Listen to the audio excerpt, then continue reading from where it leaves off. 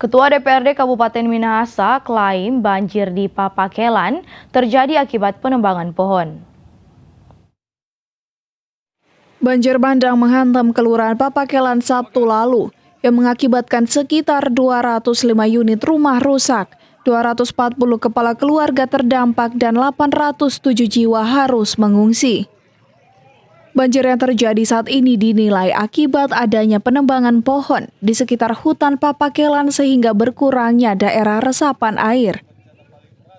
Tak hanya itu, Ketua DPRD Kabupaten Minahasa Glendy Kando juga memastikan akan berkoordinasi dengan pemerintah kabupaten untuk normalisasi sungai di sekitar Papakelan. Orang jangan dusta bahwa memang kenapa bisa juga terjadi banjir begini? Ini karena ada penebangan pohon.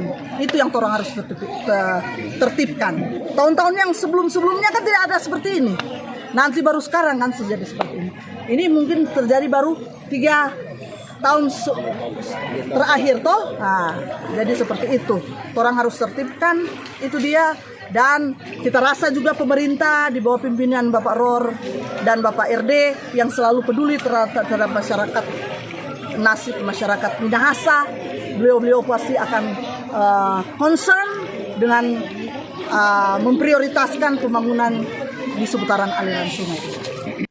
Selain memberikan bantuan, Ketua DPRD Minahasa juga mengimbau warga untuk menjaga kebersihan lingkungan sekitar, khususnya jalur-jalur air agar tidak dipenuhi sampah. Iskia Waran Kiran melaporkan untuk Kawan WA TV.